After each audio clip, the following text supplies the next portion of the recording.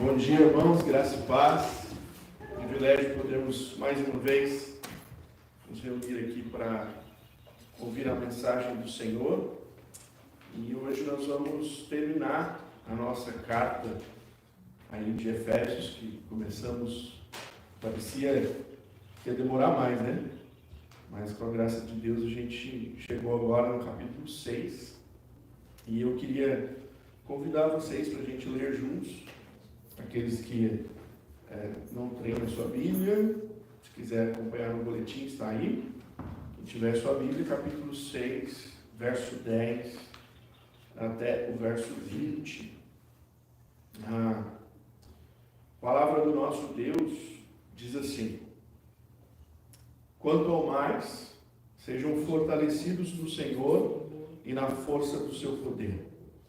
Vistam-se com toda a armadura de Deus, para poderem ficar firmes contra as ciladas do diabo. Porque a nossa luta não é contra sangue e a carne, mas contra os principados e as potestades, contra os dominadores deste mundo tenebroso, contra as forças espirituais do mal nas regiões celestiais. Por isso, peguem toda a armadura de Deus, para que vocês possam resistir no dia mau. E depois de terem vencido tudo, permanecerem inabaláveis. Portanto, fiquem firmes, cingindo-se com a verdade e vestindo a couraça da justiça. Tenham os pés calçados com a preparação do Evangelho da paz, segurando sempre o escudo da fé, com o qual poderão apagar todos os dardos inflamados do maligno. Usem também o capacete da salvação e a espada do Espírito, que é a palavra de Deus. Orem em todo o tempo no Espírito, com todo tipo de oração e súplica, e para isto vigiem com toda perseverança e súplica por todos os santos. E orem também por mim, para que no abrir da minha boca me seja dada a palavra, para com ousadia tornar conhecido o mistério do Evangelho, pelo qual sou embaixador em cadeias, para que em Cristo eu seja usado para falar como me cumpre fazer. Amém. Vamos orar? Obrigado, Senhor, pela palavra nesta manhã. Pedimos que o Senhor tenha misericórdia de nós e que o Senhor nos assista por meio do Teu Espírito Santo. Tua palavra foi inspirada a homens que escreveram para nos dar a entender a Tua palavra. Mas mesmo assim, ó Deus, nós precisamos que o Teu Espírito ilumine os nossos olhos, acrescente fé aos nossos corações, para que tudo aquilo que nós vamos ver na Tua palavra possa se tornar, ó Deus, verdade e conceito de fé e não só fé vazia, Senhor, mas uma fé que realmente vive aquilo que compreende. Nos ajuda, ó Deus, por meio do Teu Espírito, é que nós pedimos em nome de Cristo Jesus. Amém. Muito bem, essa carta ela é interessante. Nós já estamos chegando no final e há uma naturalidade na carta que eu já falei, que Paulo fala inclusive nesse texto, né? Que ele fala das minhas cadeias. Então você já deve ter notado que o apóstolo Paulo está preso. E ele escreve essa carta dentro de uma prisão. E era natural, naquela época, que algumas prisões fossem prisões domiciliares. Então, a pessoa tinha uma casa onde ela ficava e ali ela era acompanhada por uma guarda. Então, o guarda ficava rodando ali, né? Tanto é que o apóstolo Paulo, quando está preso, ele evangeliza muita gente. Em uma das cartas ele diz assim: então eu mando lembranças também de toda a guarda pretoriana. Então os guardas que iam até o apóstolo Paulo para olhar o apóstolo Paulo, ouviam do evangelho do apóstolo Paulo, se convertiam e levavam outros soldados lá para ouvir a respeito do evangelho. Então, de vez em quando tinha um culto na cadeia. O apóstolo Paulo era aquele que ministrava a palavra de Deus onde ele estava. Ele termina pedindo que orem por ele para que ele continue tendo coragem para fazer isso. Mesmo em cadeias, a sua oração, o seu pedido de oração é para que ele não perca o entusiasmo de falar a palavra de Deus naquele momento que ele está. E certamente o apóstolo Paulo tem na mente, ou ele está olhando para alguém que está fardado, alguém que tem uma indumentária de soldado. Ele está vestido para a guerra. O soldado é aquele que sempre precisa estar preparado para a guerra. O soldado dorme já com o seu roupão, para só colocar a parte de cima e sair, se necessário for. Eu me lembro, quando eu leio esse texto, dessa disposição de ser um soldado, quando Deus chama o povo dele para reconstruir Jerusalém, lá em Neemias. Então diz que eles estavam reconstruindo e de repente os inimigos estavam tentando parar a obra. E a Bíblia diz que eles tinham duas ferramentas. Em uma mão eles tinham uma pá de pedreiro para reconstruir o muro, e na outra mão eles tinham uma espada. E o texto diz que os homens dormiam assim, preparados, com a espada ao lado, porque a guerra era iminente. O texto que nós vamos falar hoje nos convida a viver como guerreiros. Esse texto é um chamado da igreja para que a igreja entenda quem ela é. Então, nós, chegando ao fim, essa carta, extremamente rica, ela é um compêndio de teologia, Nós podemos dizer que é uma carta completa no que se refere aos assuntos mais importantes da vida cristã. Se você fosse falar assim, qual carta você ensinaria à igreja, Em alguns lugares você não tem toda a Bíblia. Qual carta você ensinaria à igreja como ser igreja? Talvez Romanos e Efésios sejam as cartas mais completas para se ensinar a respeito da vida cristã. E o que a gente viu aqui até hoje? Nós vimos nessa carta sobre a teologia de Deus. No capítulo 1 você entende sobre Trindade. Deus é apresentado ali, Pai, Filho e Espírito Santo. Você entende a teologia de Cristo como Salvador. Paulo escreve para dizer para você que não há salvação se não for por meio de Cristo. Você não consegue se salvar. O ser humano, por mais bom que seja, ele não é agradável diante de Deus. Ele só é agradável diante de Deus quando ele está em Cristo Jesus. Então Paulo é enfático em dizer sobre isso. Paulo escreve sobre a redenção e justificação. Ele diz que você estava morto no delito e pecado, não havia possibilidade de você agradar a Deus com seus delitos e pecados. E o único que podia agradar a Deus é Cristo, e Ele te redimiu, Ele te justificou, e agora você é agradável a Deus, agora você é um povo de Deus, agora você está escolhido como um povo de Deus. Então, nós vimos esta teologia da redenção e justificação. Nós vemos a teologia da igreja, quando ele diz de dois povos ele formou um só. Agora não existe mais o povo judeu, que é o povo eleito, e o povo gentil, que é o povo que não vale nada, como era naquela época, Era a expressão gentil, era um apelido de cachorrinho, Era aqueles que andavam sem valor nenhum. Deus diz, não, em Cristo agora vocês foram colocados, vocês são o povo de Deus. Então, todos aqueles que creem, Então, há muito problema na teologia hoje em dia, quando o pessoal olha para Israel e diz, não, Israel é o povo de Deus. Não, Israel foi o povo de Deus. Romanos diz que agora eles foram esquecidos e nós fomos enxertados nele. Não há mais essa dicotomia de que há um povo de Deus judeu e há um povo de Deus igreja. Não, há um povo de Deus e é a igreja do Senhor. E é esse povo que Paulo fala aqui nessa carta aos Éfesos. Então há uma teologia sobre a igreja, há uma teologia dizendo que a igreja vive para glorificar a Deus. E aí, depois de toda essa ideia teológica para a gente entender quem é, o apóstolo Paulo começa a dizer como é que a gente deve viver uma vida digna. Como é que a gente vive de maneira digna desse evangelho que a gente recebeu. Então ele ensina a gente a viver na igreja, ele ensina a gente a viver na sociedade, ele ensina a gente a viver na família. E por fim, como nós vimos no último culto que eu preguei, eu estou de folga já faz 15 dias, nós vemos como servir ao Senhor no ambiente de trabalho, como é que a gente serve ao Senhor lá. Então, depois de tudo isso, o apóstolo Paulo certamente tinha muitas outras coisas para escrever. Mas ele começa esse texto com uma frase interessante. Ele vai dizer lá no capítulo 10, quanto ao mais. Essa palavrinha aí, quanto ao mais, ela engloba muita coisa. Quanto ao mais, ele quer dizer, olha, eu orientei vocês, irmãos, como vocês devem viver a vida de vocês em vários aspectos. Mas, se você acha que faltou ainda alguma coisa que você gostaria de saber e a carta não atingiu a sua ideia, poxa, por que Paulo não escreveu sobre isso?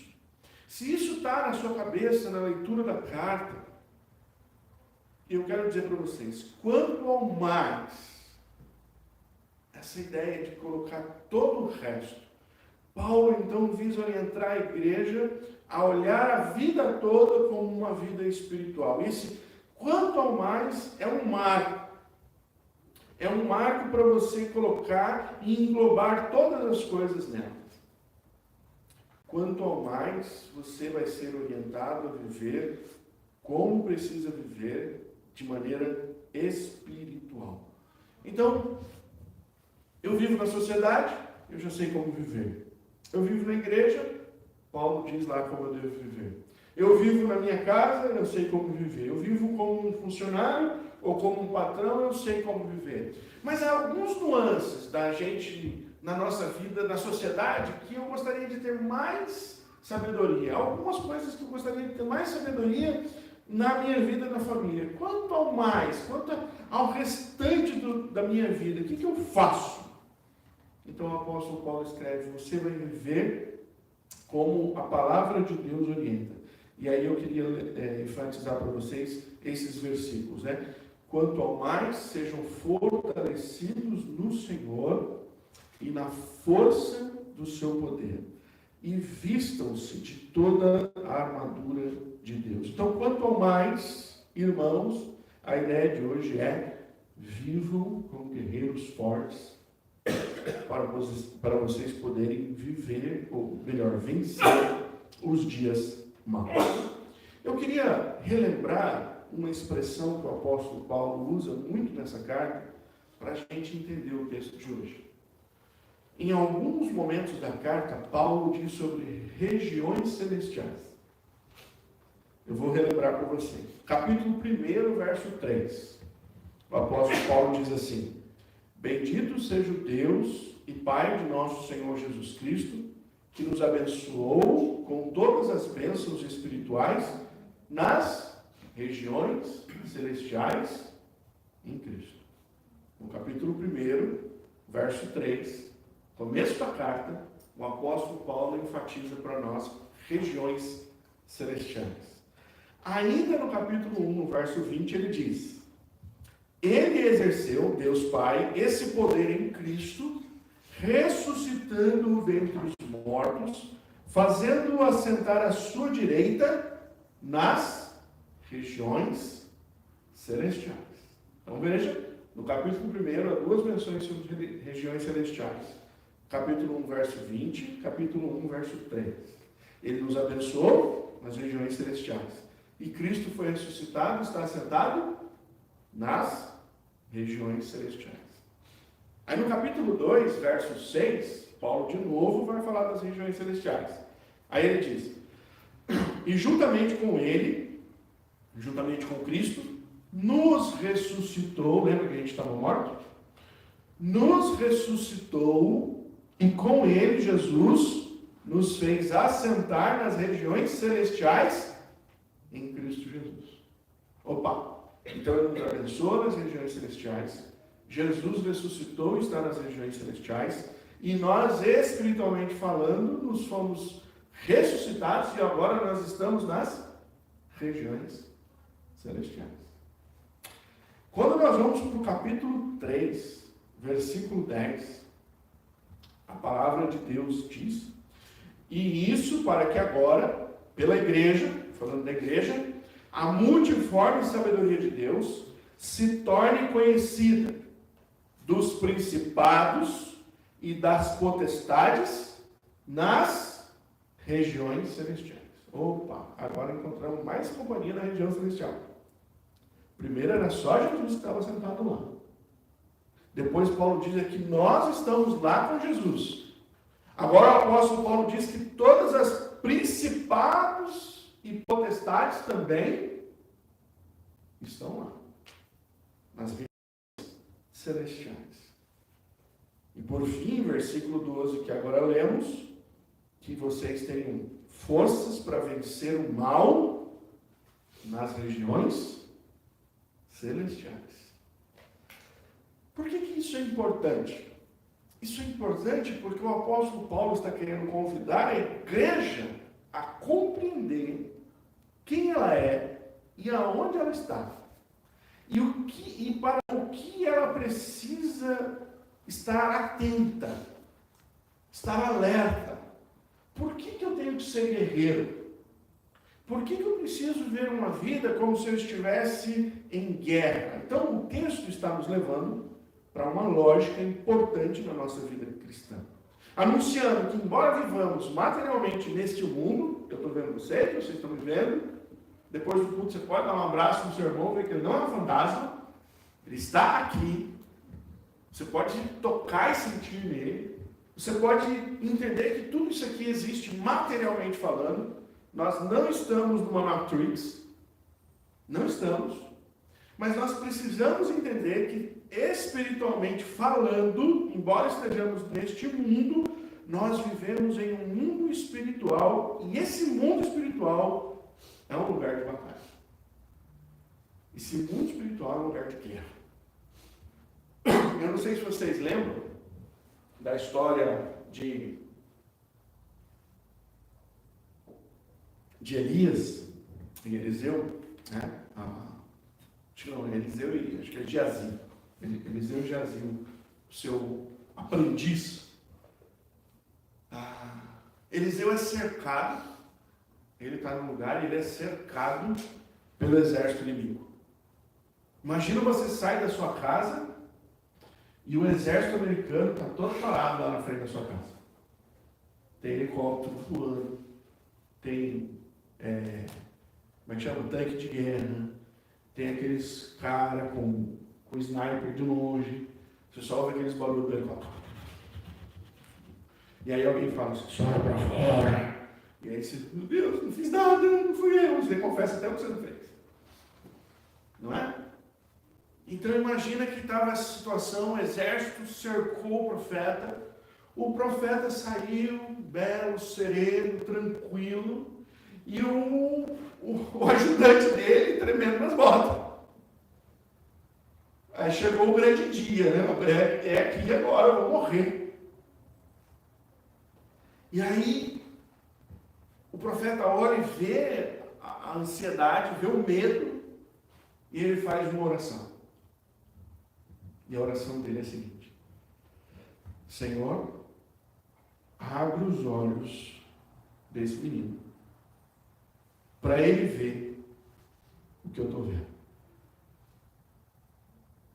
E de repente, o texto começa a dizer que em volta do exército estavam anjos, arcanjos, carruagens, o exército celestial estava ali, e por isso o profeta está tranquilo.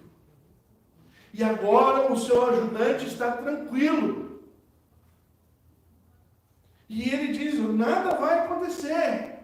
E sabe o que acontece? Essa batalha espiritual, que era de um exército espiritual, um exército físico naquele momento, o exército físico ficam cegos. E o profeta e o seu aprendiz saem daquele lugar. Se a gente pudesse, irmãos, orar agora e dizer, Senhor, abre os nossos olhos espirituais, nós veríamos o que acontece aqui, o que acontece quando nós estamos em outros lugares e quando nós temos a presença de Deus, de anjos, e como nós temos os principados e potestades, que também estão sentados conosco lá, não sentados, mas orbitando conosco nas regiões celestiais. Então, quando alguém sempre fala para mim assim, pastor, eu estava orando e eu senti alguma coisa, eu vi um vulto, eu não sei o quê, o que eu faço? Eu falei, irmão, ora e descanse, porque ao redor de nós, nessa batalha espiritual, está cheio de demônio. Se você não sabia, está sabendo agora. Que a vida espiritual existe, que a luta espiritual existe. Então, entendendo isso, eu gostaria de convidar você nessa manhã para que você possa compreender que a nossa vida não pode ser vivida como se nós estivéssemos em outro lugar, senão num campo de batalha espiritual, onde somos orientados pela palavra de Deus a viver como guerreiros. Porque se você estiver vivendo a sua vida espiritual, no campo espiritual, como um turista, tirando foto da Disney, você vai sofrer.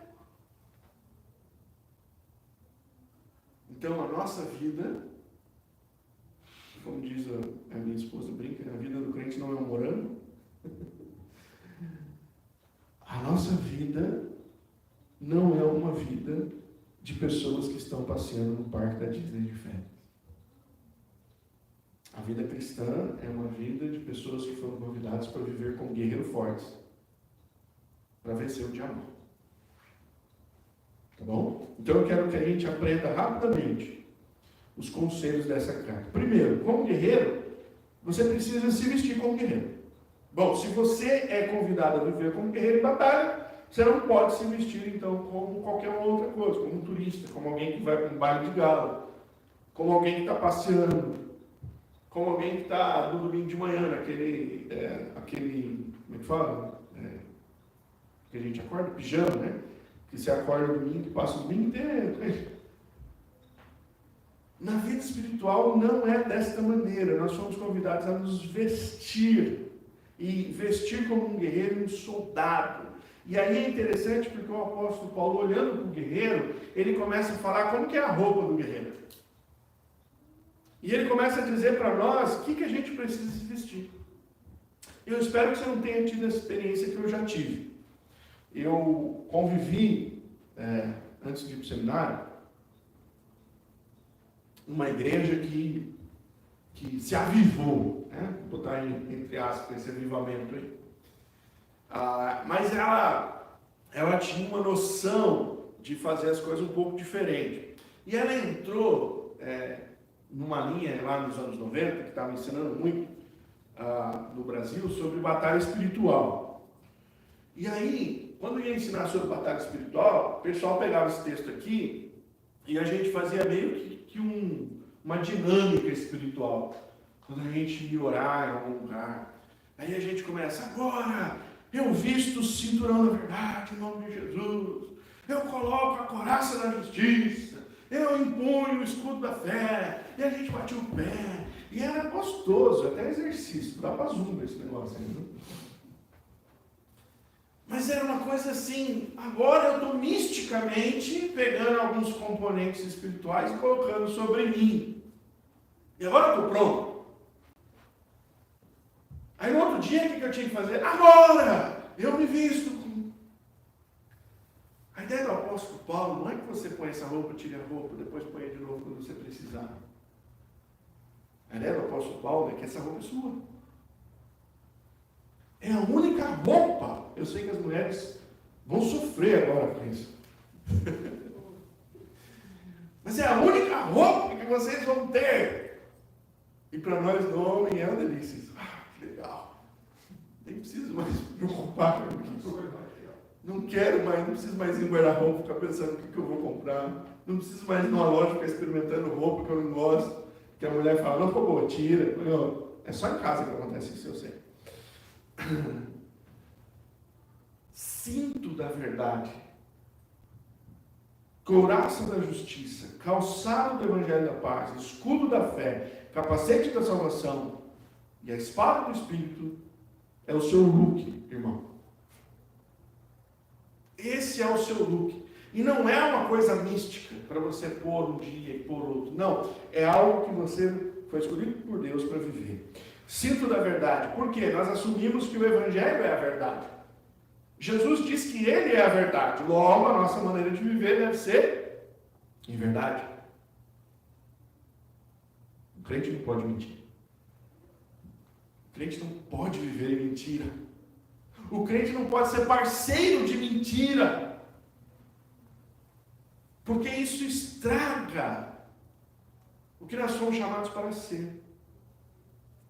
Nós espalhamos a verdade. E a gente não pode ser pego por mentira.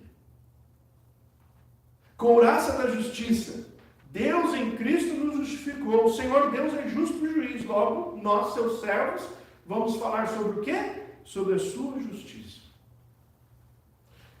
O que está no nosso peito. O que todo mundo vê. Não é? Primeira coisa que as pessoas olham para você. Nossa, que camisa bonita. Não é? A sua couraça não é a sua obra. Você espelha para as pessoas e mostra para as pessoas que você é alguém que fala da justiça de Deus. Essa é a minha e a sua justiça. Pregar essa justiça glorifica o Senhor. Essa deve ser a marca da vida de um cristão que glorifica a Deus. Calçado o evangelho da paz. Irmãos, os seres humanos precisam ouvir de Deus. Romanos diz que quão belos são os pés dos que anunciam as boas novas. O calçado, então, irmãos, na verdade só é um meio que ele usa aqui para dizer o seguinte: por onde você andar, é o evangelho da paz que você vai levar. Agora, esse evangelho da paz é traduzido erradamente pelo mundo. Porque o mundo acha que o cristão deve ser um cordeirinho. Você tem que ser da paz. Você não pode brigar com ninguém. Você tem que concordar com todo mundo. Então, o melhor evangelho é o ecumênico, né? Porque o ecumênico é assim: você é crente, tudo bem; você é católico, tudo bem; você é muçulmano, tudo bem; você é umbanda, tudo bem; você é sexinoe, tudo bem. Não. O evangelho da paz é de paz com Deus. Nós, diz Paulo em Romanos, temos paz com Deus. Neste mundo nós temos tribulação, guerra. Não é paz. Sabe por quê? Porque o evangelho que a gente leva nos causa adversários. Jesus diz que por causa do evangelho famílias seriam divididas. Então não é essa paz que as pessoas acham que nós temos que ter. O evangelho é o da paz. Não. O evangelho é da pancada, da briga. Tem uma espada. Mas quem é alcançado pelo evangelho tem uma paz que ninguém pode tirar dele. Calce o evangelho calce os seus pés com o evangelho da paz. Use o escudo da fé. Para quê? Porque a Bíblia diz que os dardos do inimigo virão. E se você não tiver com o escudo, adivinha, você vai ser atingido. Então é interessante porque todas as escrituras, quando fala de fé, diz que a fé é progressiva. Nós precisamos crescer na fé. Nós não podemos ter a fé de hoje, a mesma fé que eu tinha quando eu me converti. Eu não posso ter a mesma substância de fé hoje de que eu tinha há 2 anos atrás. A fé, ela precisa ser progressiva. Eu preciso crescer na fé. Paulo escreveu aos Tessalonicenses, se eu não me engano, ele diz: tome posse da vossa fé. No sentido de que viva a sua fé. Pegue ela. Ela faz parte de você. Ela é seu escudo. E muitas vezes a gente vai definhando na fé e nosso escudo vai ficando pequenininho. Você segura com o dedinho. Parece de brinquedo o seu escudo. Porque você não almeja crescer. Então, a fé é algo que vai ajudar você a não se contaminar com os pensamentos, conceitos dessa era. Eu me preocupo muito com os adolescentes, jovens, quando eles vão para a fase da faculdade, principalmente no Brasil. Infelizmente, eu sei que aqui parece que é a mesma coisa, né? Os pensamentos dos filósofos, sociólogos, psicólogos, eles são a parte de Deus. E tudo isso é focado para ensinar aos jovens. Para que eles se desviem. Um cristão na faculdade dizendo que é cristão, andando como cristão, ele é achincalhado. Então, se a criança na igreja, o jovem, o adolescente na igreja, o jovem na igreja, não é estruturado na sua fé, não é estruturado na fé dentro do seu lar, quando ele chegar na igreja, o escudo dele é desse tamanho. E ele vai pegar bombardeio pesado lá na faculdade. De livros e livros e livros que ele tem que ler, provando que Deus não existe. E aí, de repente, seu filho volta da faculdade sem fé e você diz: como assim?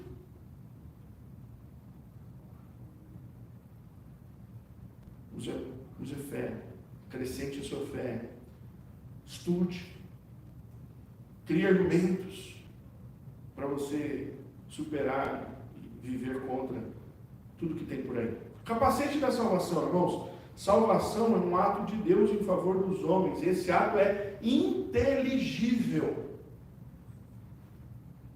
A nossa fé não é uma fé emocional. As pessoas não se salvam porque foram numa igreja, num culto e sentiram um arrepio. Ai, eu senti um arrepio. Ai, eu tive uma experiência cósmica com Deus. Não. As pessoas são salvas porque elas entendem intelectualmente o projeto de Deus de salvação. Tem um livro que é muito antigo, agora esqueci o autor, mas ele diz: crer é também pensar. Crer é também pensar. Se você não entende que a sua cabeça é algo que precisa ser guardado pelo capacete, a sua salvação é algo que Deus deu, e está detalhado nas Escrituras, para você conhecer, saber e ter segurança, a sua fé é frágil. Porque no dia que você for na igreja, você não estiver bem, você não sentir a presença de Deus, e você ficar desanimado, ou se você entrar numa depressão, aí você vai dizer o quê? Deus não está perto de mim. Eu posso não ser salvo. Tem crente que acha que ele é salvo segunda, terça, ele desconfia. Quarta, ele está bem preocupado. Ele não vê chegar domingo de novo na igreja para ele se sentir salvo outra vez. E por último, irmãos, a espada do Espírito, que é a palavra de Deus. A espada é um ataque. Como é que se ataca?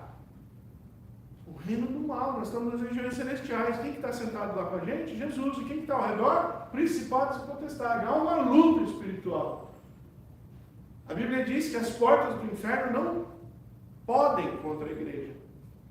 Mas uma igreja que não quer avançar e chutar a porta do inferno, ela não vai fazer nem cosquinha. Mas uma igreja que entende, que empunha a espada e a palavra de Deus, e ela atinge o mundo espiritual das pessoas com a palavra, ela vai arrebanhando pessoas para o reino de Deus, e o reino das trevas vão ser enfraquecidos. E como ouvirão se não há quem pregue? Como pregarão se não forem enviados? Pregar o quê? A palavra, porque a fé vem pelo ouvir a anedota que o pastor contou no culto domingo. Não. A fé vem por ouvir a palavra. Então, vistam-se como guerreiros. Saibam quem é o nosso adversário. Você está numa guerra, você tem que saber com quem você luta.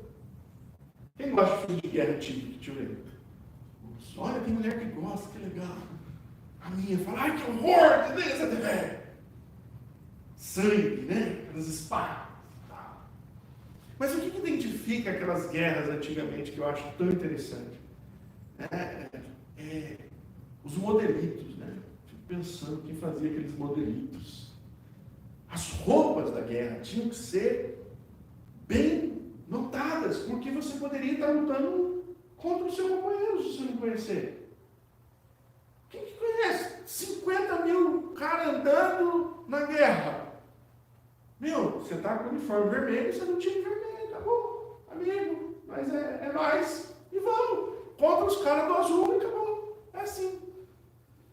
Então, quando nós estamos numa guerra, nós precisamos saber o seguinte, irmãos, essa galera que está aqui, tenta olhar para alguém que está do seu lado, para trás, olha aqui. Espiritualmente, nós estamos com o mesmo uniforme. Eu não posso lutar com você, você não pode lutar comigo. A igreja não é para levantar a espada um contra o outro. A igreja se une porque nós temos um adversário em comum. Quem é nosso adversário? Satanás. Cramunhão, encardido, como você quiser chamar ele. Tem um monte de adjetivo para dar para ele. Ele e os seus exércitos estão lutando contra a igreja. E nossa luta não é contra pessoas. Nossa luta é espiritual. Lembramos disso. A palavra de Deus fala a respeito de Satanás e seus ardis. Nós precisamos conhecer os nossos inimigos, as suas armas contra a igreja. O que você acha que o diabo faz hoje contra a igreja? Quais são as armas que ele tem? Olha as referências que nós temos dele na Bíblia. Ele é enganador, ele é mentiroso, ele é ladrão. E outros. Eu podia ficar falando aqui 2 semanas sobre conheça Satanás. Porque a Bíblia fala dele, para você não dizer, eu não sabia. Eu muitas vezes fui na casa de irmãos e falava para irmão, você está passando por luta espiritual. Aí irmão, nossa, meu pastor, eu não sabia. Eu falei, você não está vendo? Não. Mas sabe por que você não está vendo? Porque você não está vivendo como um guerreiro, você não está esperto. Uma vez eu fui aconselhar um casal que estava para se separar. Aí eles contando lá, e um falava com o outro, brigava, não sei o que. Eu falei, gente, peraí, vocês não estão percebendo que tem uma luta espiritual aqui? Vocês não estão percebendo que o inimigo entrou na casa de vocês? Vocês não estão percebendo que vocês estão brigando contra o outro, mas o inimigo é outro, não é você, não é o marido contra a mulher? Vocês não estão percebendo? Aí o marido olhou para mim e falou assim, diabo. Ah, pastor, será que o diabo existe mesmo? Eu falei, não, esquece. Aí eu não posso mais ajudar. Se você entender que não existe Deus, a sua força contra uma força opositora neste mundo, Satanás, nesse mundo espiritual, então você não crê. Se você não crê, como que a palavra de Deus pode te ajudar? Eu falei, irmão, a partir de hoje eu só posso orar por você, porque você não crê. Mas eu quero te dizer, Satanás existe. Ele está dentro da tua casa.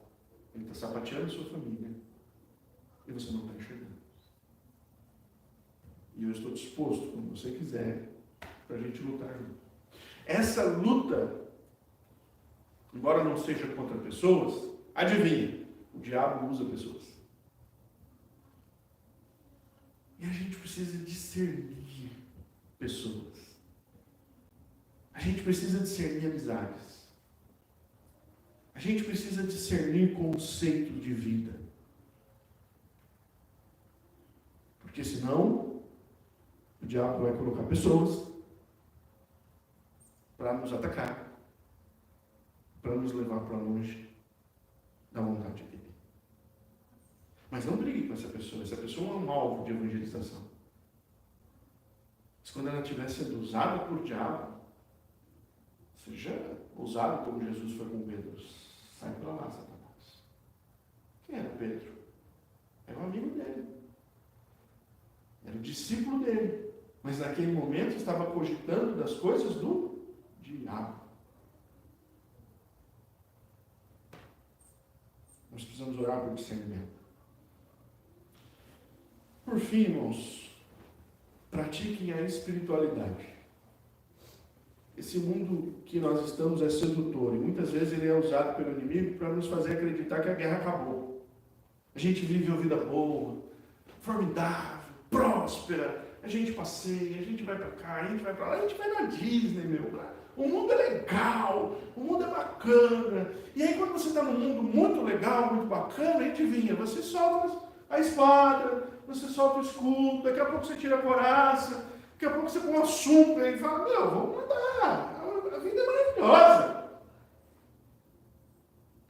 Israel dançou várias vezes por isso, porque o inimigo estava do lado, mas o inimigo mostrava uma parceria, e a vida que eles estavam levando era muito legal. E aí quando eles iam fazer alguma coisa, o que eles pensavam? Olhavam para o outro, tá tudo bem. E aí o diabo usava uma nação inimiga e acabava com Israel. Cuidado. Cuidado para você não ficar vulnerável. E como é que a gente não fica vulnerável? Paulo termina a carta dizendo para nós: pratique a espiritualidade. Paulo vai dizer sobre oração aqui várias vezes. Ele diz: orem, supliquem, orem de novo. Então ele diz sobre oração em todo tempo, oração por todas as pessoas. Então essas orações, são confissões, são ações de graça. Supliquem necessidades pontuais, urgentes. Clame a Deus, faça como Jesus ensinou. O camarada que estava dormindo lá e chegou alguém pedindo pão e não tinha pão. Falou: rapaz, você chegou agora, não tem pão. Vou pedir para o meu vizinho lá. Aí bateu na porta do vizinho: já estou aqui, rapaz. Eu já coloquei o meu pijaminha de Hello Kitty, entendeu? Já estou aqui, aquecido. Não vou descer para entregar pão para você. Aí ele diz: não, chegou visita na minha casa. Desce. Eu quero pão agora. E o cara: meu, vai dormir, não é você chato. Não dá para sua visita, rapaz. Para de me perturbar, eu já estou aqui, cantinho, não vou descer para te emprestar pão. Ele: não, desce, que eu tenho visita, eu quero pão. Aí o cara falou: em vez de eu ficar aqui discutindo com esse camarada, vamos sair da cama com o pijaminha da Hello Kitty, pega um pedaço de pão para ele e volta em paz. Jesus contou essa história, irmãos, para dizer para nós. Não tinha pijama de Hello Kitty na Bíblia, tá? Mas você vai lá procurando. Não, o pastor falou do pijama de Hello Kitty. Jesus contou essa história para dizer para mim, para você fazer isso na porta de Deus. É algo urgente? 6 da manhã. Deus. Meio-dia. Deus. 6 da tarde. Deus. Meia-noite. Deus. Suplique. Vivam uma vida espiritual. Vigiem, insistam, estejam alertas como soldados que está guardando uma cidade. O soldado, quando está guardando a cidade, ele não toscaneja. Ele está alerta, ele está olhando. Intercedam por todos os santos. Paulo diz: intercedam por mim. Mas olha que interessante quando Paulo diz: intercedam por mim. Ele diz assim: olha para que eu saia dessa cadeia. Esse lugar aqui é horrível, não tem Netflix, gente. Orem para que mesmo aqui eu tenha força para pregar. A igreja deve orar pelos missionários, por aqueles que pregam, para que eles tenham coragem de pregar. Concluo. Nós teremos lutas espirituais todos os dias. Mas esse texto diz o seguinte: vocês precisam ficar firmes para o dia mau. Terão dias na nossa vida que serão mais maus, mais pesados. Coisas que a gente não quer que aconteça, acontecerão. Situações que a gente não entende acontecerão contra a igreja. E nesses dias você tem que estar bem. Mas você não vai estar bem se você não estiver treinando.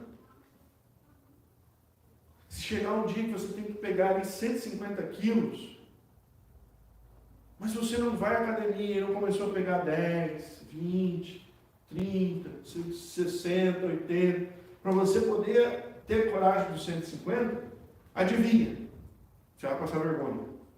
O peso não vai sair do chão. Deus quer que a gente seja todo dia um soldado, para que a gente esteja preparado quando os dias maus chegarem. A gente saiba lidar com eles. Satanás é nosso adversário. Ele tentará fazer você pensar que você vive na Disney e não em um campo de batalha. Ele quer que você abaixe a guarda. Pessoas vão vir para pedir para você abaixar as armas. Pessoas vão dizer assim para você: mas você é muito caxias. Nossa, mas não precisa ser crente desse jeito. Você vai na igreja de novo? Você vai na vigília? Não, aí você está pegando pesado. Que isso? Agora você está indo num grupo de oração.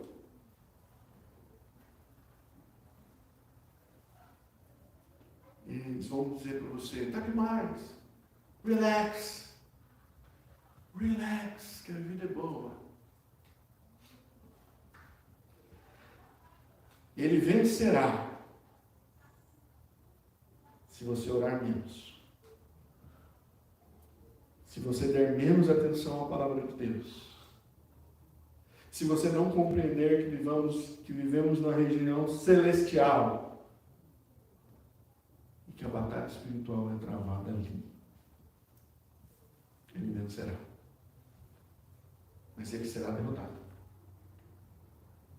Se você entender que Deus te chamou para viver como um guerreiro, vitorioso, todos os dias da sua vida, se vestindo, sabendo quem é seu inimigo e praticando sua vida espiritual para a glória dele. Amém? Que Deus nos ajude. Obrigado, Senhor, pela tua palavra. Obrigado porque o Senhor nos alerta sobre a luta espiritual. Obrigado porque essa palavra precisa, Senhor, acalentar no meu coração, entendendo que, embora eu esteja numa batalha, é o Senhor que é o nosso general. O Senhor já nos deu as condições para vencer, mas não nos deixa ser enganados de que nós não estamos na batalha. Tem misericórdia de nós, em nome de Jesus. Amém.